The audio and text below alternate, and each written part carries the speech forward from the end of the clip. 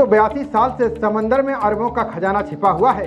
अब इसको खोजने की प्रक्रिया शुरू हो गई है। अगर ये बेशुमार दौलत खोजकर्ताओं के हाथ लग गई तो दुनिया की किस्मत बदल जाएगी। समुद्र के बारे में कहा जाता है कि इसकी गहराइयां मापना ब्रह्मांड के अनंत रहस्यों को खोजने से भी ज़्यादा मुश्किल काम है।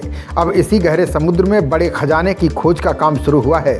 बता दें कि सैकड़ों सालों तक समुद्री जहाज के जरिए दुनिया के एक कोने से दूसरे कोने की यात्रा के दौरान कई दुर्घटनाएं हुई।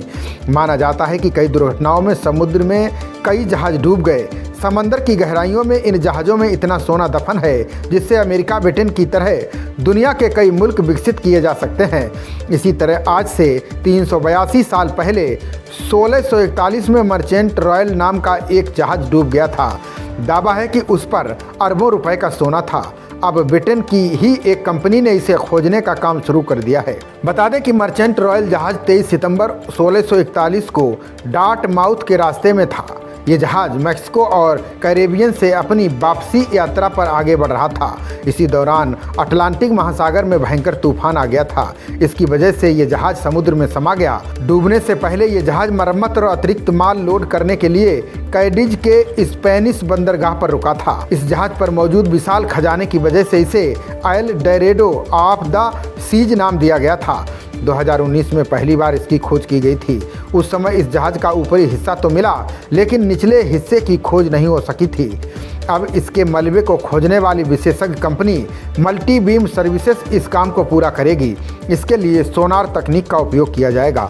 कंपनी इस खोज को चुनौती की तरह देख रही है।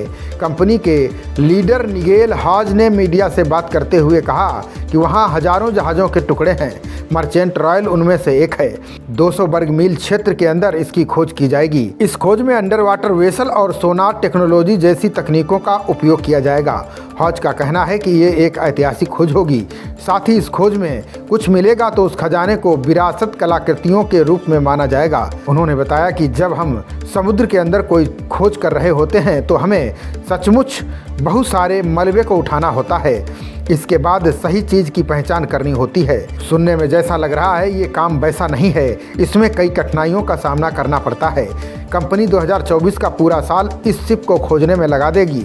दावा है कि इसमें जितना सोना दफन हुआ है उससे कई विकसित देश तैयार किए जा सकते हैं। रिपोर्ट के अनुसार इस जहाज़ के मलबे में अरबों पाउंड मूल्य का सोना और चांदी होने का अनुमान है। अगर ये सोना मिलता है तो कोलंबिया की किस्मत बदल जाएगी। खबरों का सिलसिला जारी रहेगा। देखते रहिए जनप्रवाद। नमस्कार।